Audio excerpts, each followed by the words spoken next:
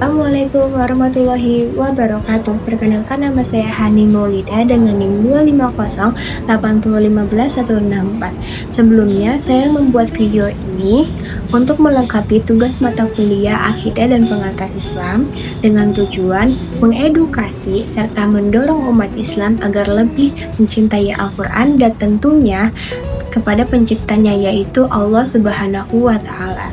Puji syukur kita panjatkan kepada Allah Subhanahu wa Ta'ala atas segala rahmat dan nikmatnya, terutama nikmat iman dan kesempatan yang Allah berikan ini. Salawat serta salam semoga tercurah kepada Nabi Muhammad SAW, keluarga, sahabat, dan seluruh pengikutnya hingga akhir zaman. Pada video ini, kita akan membahas tentang Al-Quran sebagai wahyu terakhir dan sebagai sumber utama ajaran Islam. Al-Quran sebagai wahyu terakhir. Al-Quran juga adalah kitab suci terakhir yang diturunkan oleh Allah Subhanahu wa Ta'ala kepada Nabi Muhammad SAW melalui malaikat Jibril.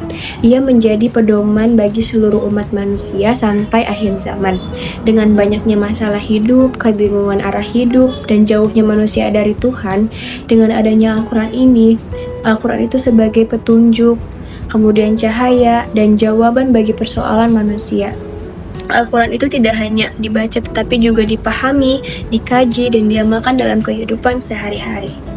Wahyu pertama dan terakhir, para ulama itu sepakat bahwa wahyu pertama yang turun adalah surah Al-Alaq ayat 1-5 yang berisi perintah membaca, belajar, serta menuntut ilmu.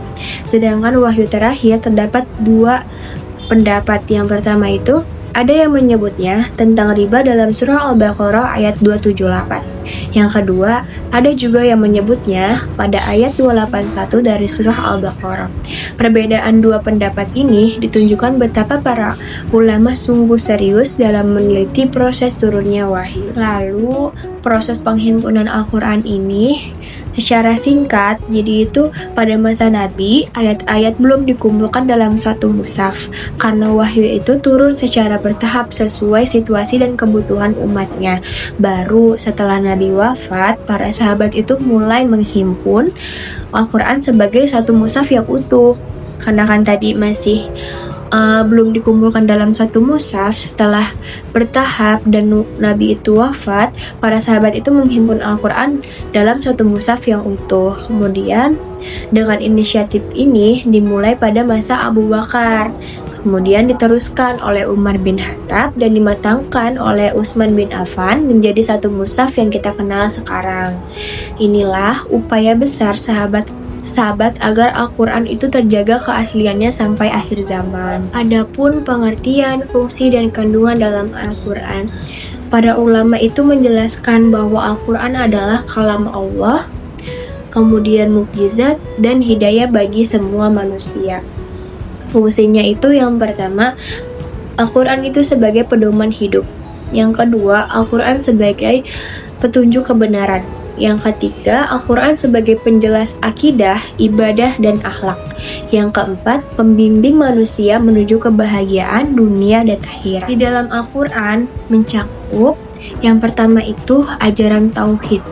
Yang kedua, janji dan ancaman. Yang ketiga, perintah dan larangan. Yang keempat, jalan menuju kebahagiaan.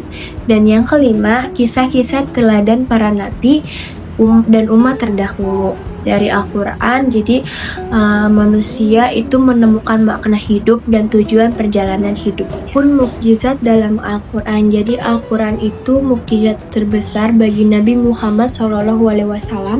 Mengapa? Karena ia itu bukan hanya dapat dilihat, tetapi juga dapat dirasakan oleh hati manusia.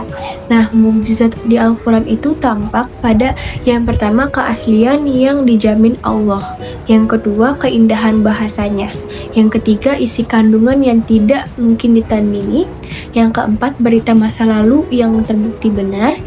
Dan yang terakhir, pemberitaan masa depan yang terdapat tepat seperti firman-Nya. Jadi, Al-Quran itu menjadi bukti nyata kekuasaan Allah Subhanahu wa Ta'ala. Jadi sahabat sekalian, Al-Quran sebagai wahyu terakhir dan sumber utama ajaran Islam. Al-Quran bukan hanya untuk dibaca tetapi dipahami, direnungkan, dan diamalkan.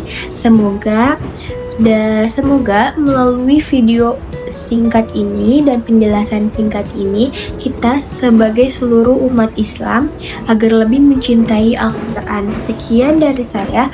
Wassalamualaikum warahmatullahi wabarakatuh.